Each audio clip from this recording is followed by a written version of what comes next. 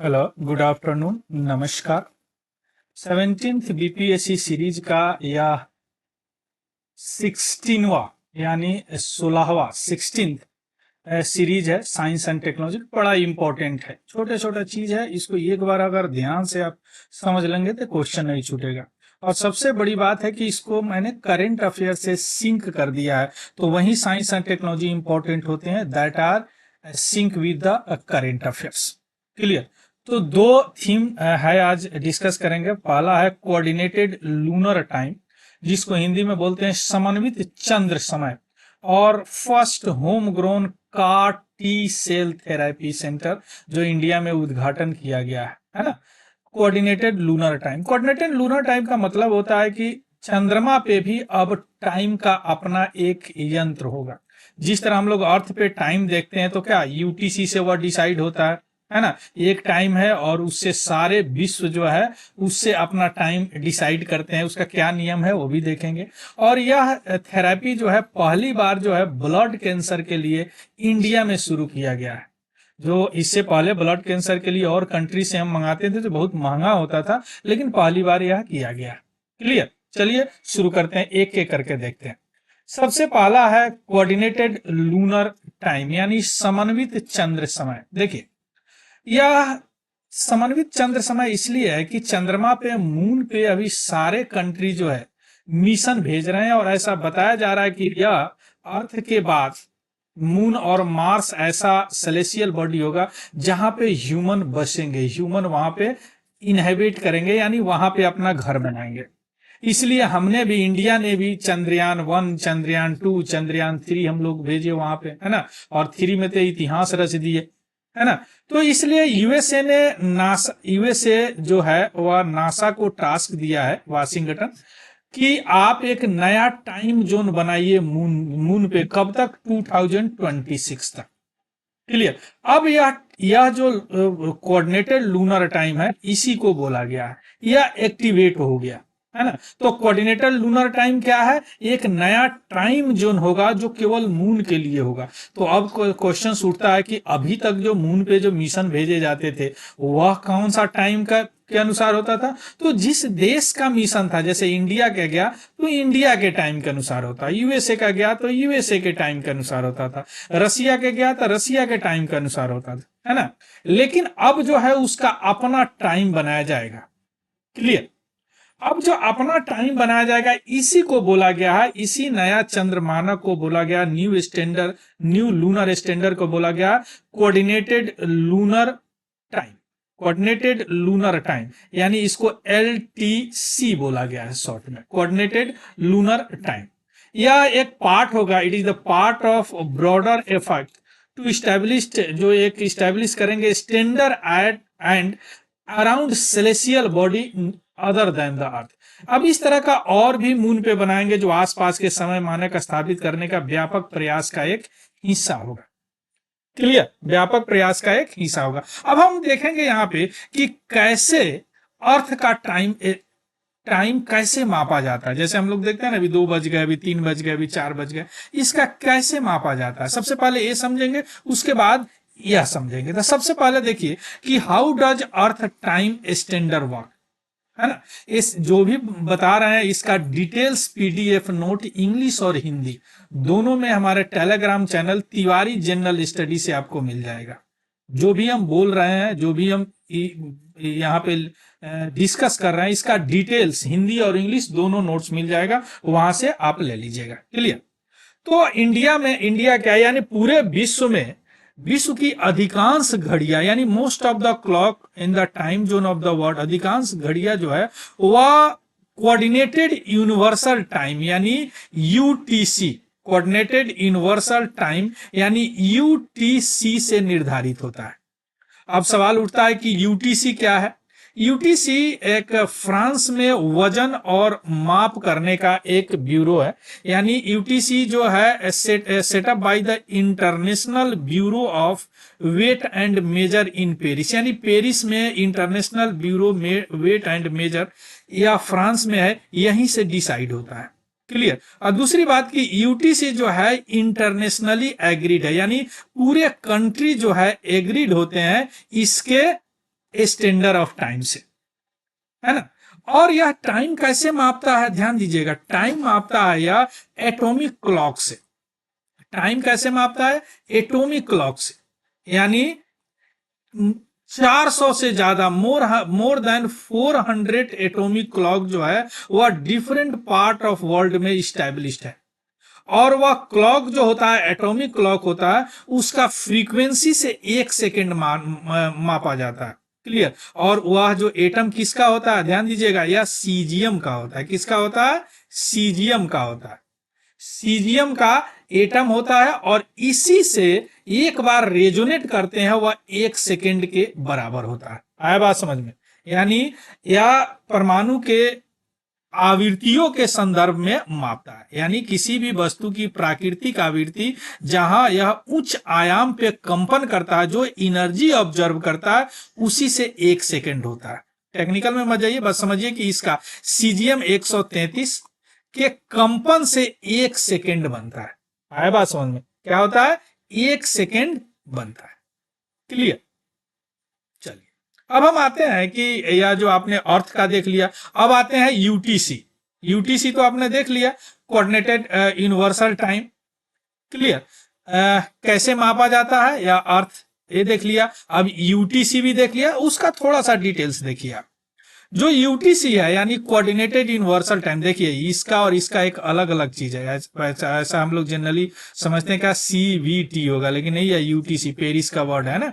तो समन्वित सार्वभौम समय। अब एटॉमिक टाइम जो अभी हम सीजियम की बात किए हैं, वह सीजियम जो है वह 1 सेकेंड में, पीरियड में सीजियम इतना बार वाइब्रेट करता है, वह 1 सेकेंड होता है। यानी परमाणु समय में 1 सेकेंड उस अवधि के रूप में परिभाषित किया जाता है। सीजियम परमाणु जो है इतने बार कंपन करते हैं, इकाई नहीं, सैकड़ा, हजार, 10,000, लाख, 10 लाख, करोड़, 10 करोड़, अरब। यानी 9 अरब 19 करोड़ 26 लाख 31,770 बार कंपन करता है। आया बात समझ में। तो अब लोकल टाइम निकालने के लिए क्या करता है, या ग्रीनविच पर एक मानक टाइम बना दिया गया है। अब ग्रीनविच से जो देश जितने दूर है वह कुछ घंटे घटाते हैं या कुछ घंटे बढ़ाते हैं। जैसे अब यूके से अब इंडिया यहां पे है तो वह 5 घंटे बढ़ा देंगे, यानी 5 आवर बढ़ा देंगे, तो उनका टाइम हो जाएगा, है ना। मींस अपना स्थानीय टाइम प्राप्त करने के लिए देशों को यूटीसी से एक निश्चित संख्या में घंटे को घटाने या जोड़ने की आवश्यकता होती है। और यह इस बात पर निर्भर करता है कि 0 डिग्री देशांतर मेरिडियन से कितने समय क्षेत्र दूर है, जिसे ग्रीनविच मेरिडियन भी बोलते हैं। ग्रीनविच मेरिडियन, यहीं से टाइम मापा जाता है।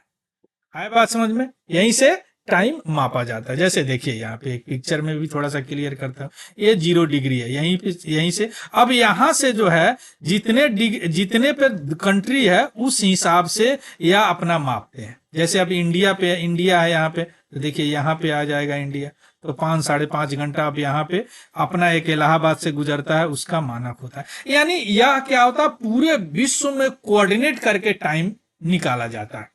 आए बात समझ में। यूटीसी या प्लस होगा, यूटीसी माइनस होगा। यानी इधर ऐसा क्यों होता है, क्योंकि पृथ्वी अपने अक्ष पे घूमती है। आ रहा बात ना, सूर्य के चारों तरफ घूमने के अलावा भी अपने अक्ष पे घूमती है, इसलिए ऐसा होता है। जो ज्योग्राफी पढ़े होंगे उनको थोड़ा सा ज्यादा क्लियर होगा, अगर नहीं तो आप थोड़ा सा इसको देख लीजिएगा ज्योग्राफी वाले। क्लियर, ज्योग्राफी में अच्छा तरह डिटेल्स बताया गया है। क्लियर। अब हम आते हैं, थोड़ा सा समझते हैं कि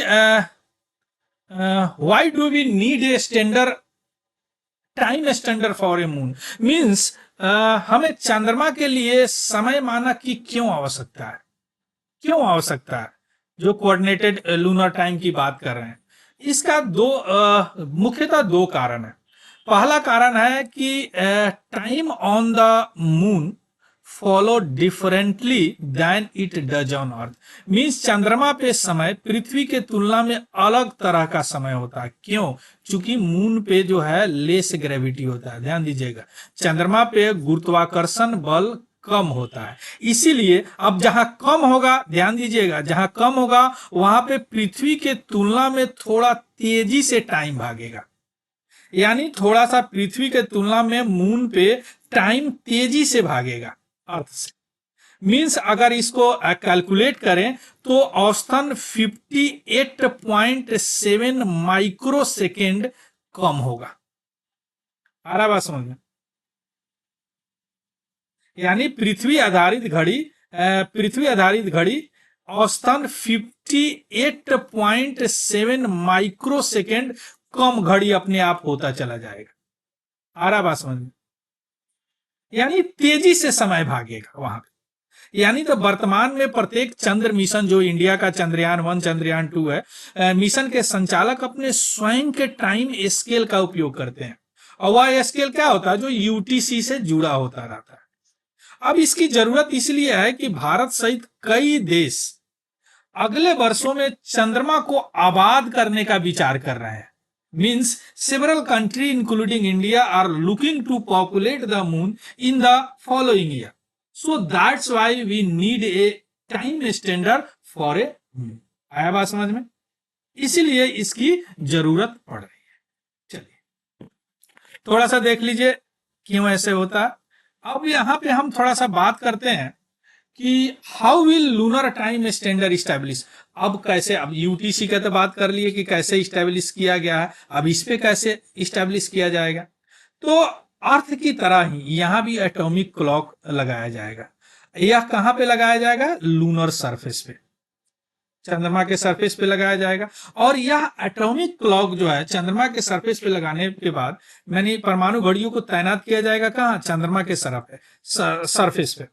और चंद्रमा के अलग अलग स्थानों पे, जैसे हमने बात किया कि यूटीसी को 400 अलग अलग स्थानों पे एटॉमिक क्लॉक लगाए गए हैं, उसी तरह डिफरेंट लोकेशन पर इनको लगाया जाएगा। इस क्योंकि मून का भी रोटेशन होता है, मून भी पृथ्वी के चारों तरफ घूमती है और अपने रोटेशन पे भी घूमता है। क्लियर? तो या जो वहां पे लगभग लमसम जो मास होगा वहां पे लगाया जाएगा, जिसको क्या बोला गया? मैस्कॉन। अब यहां पे पीटी अलर्ट है, आपसे पूछ सकता है व्हाट इज द मैस्कॉन्स, है ना? तो मैस्कॉन्स क्या होता है? मैक्सकॉन होता है द्रव्यमान की सांद्रता, यानी क्या बोलते हैं उसको? Mass concentration. Mascon means mass concentration are so dense मैंने डेंस मीन्स क्या होता है? घना, dense, so that they alter the moon local gravity field. आवाज समझ में? सो यहां पे कई जगह लगाए जाएंगे, मोटा मोटी, है ना, या ऐसे समझिए। और पृथ्वी पर भी परमाणु घड़ियां अलग अलग स्थानों पे अलग अलग अक्षांशों पे लगाया गया। इसी तरह यहाँ चंद्रमा पे भी लगाया जाएगा, और जिस तरह वहां पे भी टाइम प्राप्त करते हैं पृथ्वी पर, उस तरह चंद्रमा पे भी हम क्या करेंगे? प्राप्त करेंगे। क्लियर? तो यह चीज तो हमने समझ लिया, कोऑर्डिनेटेड लूनर टाइम, है ना। अब दूसरा जो है हम लोग डिस्कस करेंगे, यहाँ पे बड़ा इंपॉर्टेंट है, या बायोटेक्नोलॉजी में भी इसको बोल सकते हैं। बायोटेक्नोलॉजी का आया, क्योंकि इसमें बायोटेक्नोलॉजी यूज किया गया। क्या? CAR T cell therapy.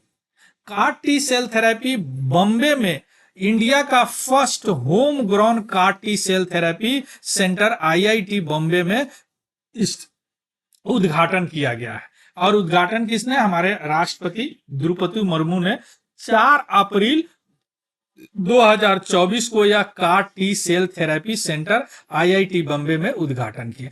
और यह पहला डोमेस्टिकली डेवलप्ड, पहला या डोमेस्टिकली यानी घरेलू रूप से हम इंडिया में डेवलप किए, यह कंट्री का पहला कार टी सेल थेरेपी होगा।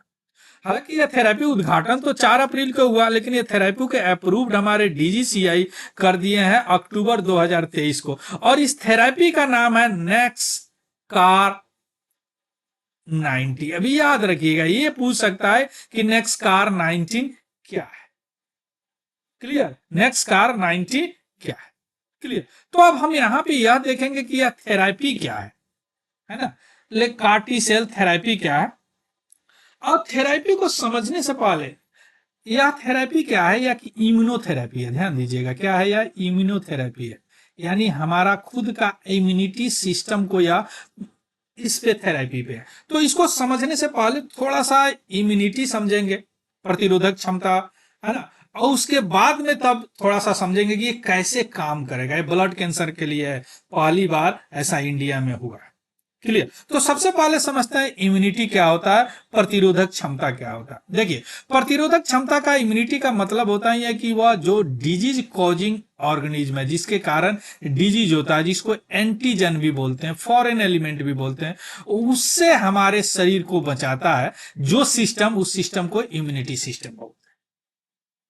जो इम्यून सिस्टम हमारे बॉडी को बाहर के एलिमेंट से रक्षा करता है, उसको इम्यूनिटी बोलते हैं। अब इम्यूनिटी दो तरह के होते हैं। एक तो होता है innate immunity. Innate immunity means क्या होता है, जो जन्मजात है, जन्म लिए उसमें इम्यूनिटी हो गया। दूसरा एक्वायर्ड इम्यूनिटी या पैथोजन स्पेसिफिक इम्यूनिटी भी बोलते हैं, या एडॉप्टिव इम्यूनिटी भी बोलते हैं इसको, है ना। इसका मतलब होगा कि हम कुछ ऐसा काम करेंगे बाहर से जिससे यह इम्यूनिटी एक्टिवेट होगा। अब इनेट्स इम्यूनिटी में आपके मन में क्वेश्चंस आ रहे होंगे, व्हाट इज द एग्जांपल्स। तो देखिए, ये इनेट्स इम्यूनिटी में क्या होता है, जैसे फिजिकल बैरियर की बात कर लेते हैं। फिजिकल बैरियर जैसे हमारा स्किन है, किसी तरह के बाहरी एलिमेंट को फर्स्ट लाइन वह रोकता है। इसके अलावा फिजियोलॉजिकल बैरियर, फिजियोलॉजिकल बैरियर जैसे सालिवा हो गया मुंह का, है ना, तो ये क्या करता है, रोकता है। सेलुलर बैरियर, है ना, साइटोकाइन बैरियर, है ना, इंटरफेरेंस, ये सारे चीज क्या है, इनेट्स होते हैं, है ना, ये सारे इनेट्स होते हैं। अब आते हैं एक्वायर्ड में। एक्वायर्ड में मेनली क्या होता है कि दो चीज होते हैं, दो होते हैं। पहला होता है बी लिम्फोकाइट, याद रखिएगा, बी इसको सेल भी बोलते हैं, लिम्फोकाइट्स। यह क्या करता है, एक प्रोटीन का आर्मी तैयार करता है। यह एक आर्मी तैयार करता है, प्रोटीन का आर्मी ऑफ प्रोटीन तैयार करता है जो डिजीज से लड़ता है। और दूसरा होता है टी लिम्फोकाइट्स या टी सेल भी बोलते हैं, याद रखिएगा, लिम्फोकाइट्स। यह क्या करता है, यह बी को हेल्प करता है, या बी को हेल्प करता है। आया बात समझ में। अब यह मोटा मोटी हो गया, आपको इम्यूनिटी सिस्टम की बात हो गई। अब हम आते हैं इम्यूनिटी सिस्टम, जब समझ गया, अब इसमें जो है इसी टी सेल का काम होता है, इसलिए इसको कार टी सेल थेरेपी बोलते हैं। कार क्या है, एक हम लैब में काम करते हैं वो भी देखते हैं, इसका नाम होता है कीमेरिक एंटीजन थेरेपी, है ना, रिसिप्टर थेरेपी। तो टी सेल, इसीलिए हम बता दिए कि टी क्या होता है। अब सवाल आता है कि कैसे, यानी what CAR T cell therapy is, यानी सीआरटी कार्टी सेल थेरेपी क्या है, कार्टी सेल थेरेपी क्या है। क्लियर, चलिए आते हैं what CAR T cell therapy is. अब इस ट्रीटमेंट का नाम है कार टी सेल थेरेपी। अब क्या है, शुरू में बताया, दिस इज द इम्यूनोथेरेपी, यानी खुद के इम्यूनिटी सिस्टम यानी प्रतिरोधक क्षमता से उपचार किया जाता है। खुद के पर्सन के इम्यून सिस्टम से इस बार उपचार किया जाता है जो कैंसर सेल से फाइट करता है। यानी इस थेरेपी में बॉडी अपना इम्यून सेल यूज करता है, जिसको बोलते हैं क्या, टी सेल। टी सेल समझ गए ना, कंफ्यूज नहीं होंगे, टी लिम्फोकाइट, टी सेल। और टी क्या है, एक तरह का व्हाइट ब्लड सेल्स है, या लिम्फोकाइट्स मींस व्हाइट ब्लड सेल है। क्लियर। अब यहां पे देखिए, टी सेल तो आप समझ गए, टी सेल क्या है, T cell is the part of adaptive immunity, अभी बताया है, एडॉप्टिव इम्यूनिटी का पार्ट है। और यह जो जेनरेट होता है, ध्यान दीजिएगा, जो जेनरेट होता है या ओरिजिनेट होता है, या बोन मैरो में ओरिजिनेट होता है, हर किसी के बोन मैरो में होता है ना। और टी सेल जो ग्रो करता है बैन मैरो में, वह different type of mature T cell होता है, एक तरह के टी सेल नहीं होता है, ध्यान दीजिएगा। लेकिन यहां पे दो तरह के मेन टी सेल होते हैं, मैच्योर टी सेल, जिसको एक को बोला जाता है किलर टी सेल, ध्यान दीजिएगा, किलर टी सेल, और दूसरे को बोला जाता है हेल्पर टी सेल। क्या बोला जाता है, helper T cell. Killer T cell और हेल्पर, नाम से पता चल रहा मीन्स क्या होता है, ये दोनों मिलके है ना, कोई इन्फेक्टेड सेल को, जो किसी पैथोजन से इन्फेक्टेड है, बाहरी एलिमेंट से इन्फेक्टेड है, उसको मार देते हैं, उस एंटीजन को मार देते हैं। अब जो हेल्पर क्या करता है, या एक्टिवेट करता है किलर को। हेल्पर क्या करता है, एक्टिवेट करता है किलर को, और किलर बाद में दोनों मिलके क्या हो जाता है, उस बीमारी के पैथोजेंस, वायरस, बैक्टीरिया को क्या करते हैं, मार देते हैं, है ना। मार कैसे देते हैं, उस बैक्टीरिया को लैच कर लेते हैं, यानी खींच लेते हैं और मार देते हैं। क्लियर, पकड़ के उसको विषाक्त कोशिकाओं को पकड़ के इसको एंटीजन बाइंडिंग भी बोलते हैं, किलर को मार देते हैं। यह प्रोसेस होता है उनके अंदर में। आया बात समझ में? इसी को हम उपयोग करते हैं। क्लियर? अब हम आते हैं व्हाट कार यानी CAR T cell refer to means CRT CAR T cell therapy क्या है। अभी तो यहां तक समझ गए कार टी सेल थेरेपी। अब हम आ रहे हैं कार टी सेल थेरेपी पे, या इम्यूनोथेरेपी समझ गए कैसे इम्यूनिटी का काम करता है। अब यह काम कैसे हम करवाते हैं यह अभी हम समझते हैं, है ना। तो व्हाट कार रेफर टू, या कैसे काम करता है, क्या है। यहां पे आपको टी सेल के पास एक रिसेप्टर प्रोटीन होता है उनके सरफेस पे, है ना। तो क्या किया जाता है, टी सेल को लैब में हम जेनेटिकली मॉडिफाई करते हैं। मॉडिफाई करने के बाद उसमें नया रिसेप्टर लगाते हैं। रिसेप्टर मतलब पकड़ लेना, है ना। इसीलिए इसको बोला जाता है कीमेरिक एंटीजन रिसेप्टर कार। आया समझ में? कीमेरिक मतलब क्या होता है? कीमेरिक मीन्स होता है मिक्सचर ऑफ टू, मीन्स दो चीज का मिक्सचर। माने आमतौर पर कीमेरिक का मतलब होता है दो का मिश्रण, है ना। तो इसका अब इसमें क्या करते हैं, जो भी टी सेल होता है उन्हीं के बॉडी से निकालते हैं, उसको मॉडिफाई करते हैं लैब में, है ना। मॉडिफाई करने के बाद इस टी सेल को ऐसा बना जाते हैं कि हेल्पर का भी काम करे और किलर का भी काम करे, दोनों का काम करे। यह लैब में ऐसा बना देते हैं। अभी देखेंगे कैसे बनाएंगे। अब जब यह दोनों बना देते हैं लैब में, तो क्या करता है, जो भी सेल होते हैं पैथोजेनिक वाले सेल होते हैं उसको यह बाइंड कर लेते हैं, यानी पकड़ लेते हैं और डिस्ट्रॉय कर देते हैं। Means the modified CAR T cell perform both helper and killer T cell function and activating and antigen binding function with the same receptor। और CAR T cell are grown in lab में CAR T cell grown करते हैं, million million billion grown करते हैं और उसको body में inject कर देते हैं पेशेंट के। और लास्ट में रिसीप्टर क्या करता है, लैच करता है, उस पकड़ लेता है उस स्पेसिफिक एंटीजन को और लास्ट में उसको डिस्ट्रॉय कर देता है। ऐसे ही काम करते हैं और क्या करते हैं, है ना। अब सवाल उठता है कि ये तो समझ गया कार टी, अब यहां पे आपको कंफ्यूजन नहीं होगा कि नाम क्यों है।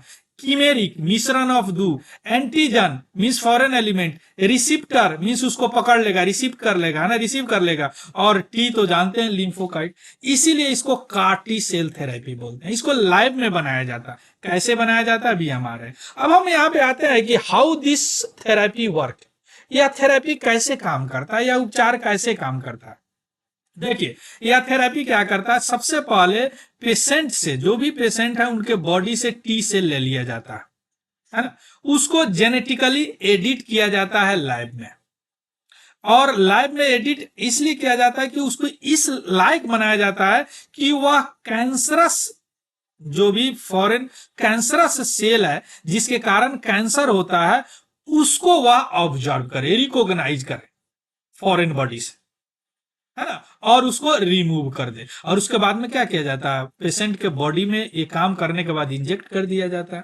तो जो मॉडिफाइड सेल है then flood the system and enabling the body immune system, यानी बॉडी के इम्यून सिस्टम को एक्टिवेट कर देता है, जो कैंसर सेल से फाइट करता है, जो पहले क्या था, अनअचीवेबल था, जो पहले उनसे नहीं हो पाता था। क्यों? क्योंकि कैंसरस जो है वह इम्यूनिटी सिस्टम को हाइड कर देता है। कैंसरस सेल को इतना एबिलिटी होता है कि आपके बॉडी के इम्यूनिटी सिस्टम को हाइड कर देगा, तो उसको अलग से बूस्टअप देना पड़ता है। तो यह हमने लैब में इसको दोनों का मिक्सर करके कीमेरिक बनाया जो उससे लड़ेगा। आया समझ में? मीन्स यह शरीर की प्रतिरक्षा प्रणाली कैंसर कोशिकाओं से लड़ने में सक्षम हो जाती है इस मेथड से, है ना। और प्रतिरक्षा प्रणाली से छिपने की एबिलिटी होती है कैंसर की। आया बात समझ में? चलिए अब देखिए थोड़ा सा पिक्चर से देख लेते हैं क्या होता है। देखिए ध्यान दीजिएगा, सबसे पहले पेशेंट से टी सेल ले लिया जाता है, उस टी सेल को यहाँ पे जीन थेरेपी से इसके जीन को एडिट किया जाता है, और एडिट करके कैसा बनाया जाता है, कीमेरिक एंटीजन, यानी अभी देखे है ना, हेल्पर और किलर दोनों की एबिलिटी इसमें हो जानी चाहिए, है ना। इसके बाद में इस सेल को क्या किया जाता है, ग्रो किया जाता है। यहाँ पे लैब में मिलियन मिलियन सेल ग्रो होते हैं, और ग्रो होने के बाद क्या होता है, बॉडी में इस पेशेंट को इन्फ्यूज कर दिए जाते हैं, चढ़ा दिए जाते हैं। अब इतना एक बार सेल जाता है बॉडी में, जो भी कैंसर सेल है क्या करता है, उसको बाइंड कर देता है और फाइनली डिस्ट्रॉयड कर देता है। अब सवाल उठता है कि आपसे पूछ सकता है पीटी में किस तरह के कैंसर को के उपचार के लिए बनाया गया है। तो सीधा सा आंसर है कि यह किस प्रकार के कैंसर पे काम करता है। तो यह जो है ब्लड कैंसर, जिसको ल्यूकोमिया भी बोलते हैं, उसी पे यह काम करता है। इस थेरेपी का नाम क्या है, नेक्सकार 19 थेरेपी, नेक्सकार 19 थेरेपी। क्लियर। तो इस तरह यह काम करता है, इस तरह यह बाइंड करके इनको कैंसर एंटीजन को खत्म कर देता है और यह कार टी सेल थेरेपी है। क्लियर। तो यह दो जो बड़ा इंपॉर्टेंट जो थीम था जो हमने उठाया था, कोऑर्डिनेटेड लूनर टाइम और first home grown CAR T therapy, दोनों खत्म हो गए। इसका डिटेल्स पीडीएफ जो हमने यहाँ पे लिखा तो लिखा है, जो हमने बोला है उसका भी मैं तैयार करवा दूंगा, और हिंदी और इंग्लिश दोनों में मेरे Telegram channel Tiwari general study से आपको मिल जाएगा, वहां से देख लीजिएगा, उसको डाउनलोड करके अपना नोट्स वगैरह बना सकते हैं। अगर इंफॉर्मेटिव लगा हो तो प्लीज लाइक शेयर सब्सक्राइब, और कोई डाउट हो तो कमेंट जरूर कीजिएगा। So thank you, have a good day and happy learning. Thank you very much.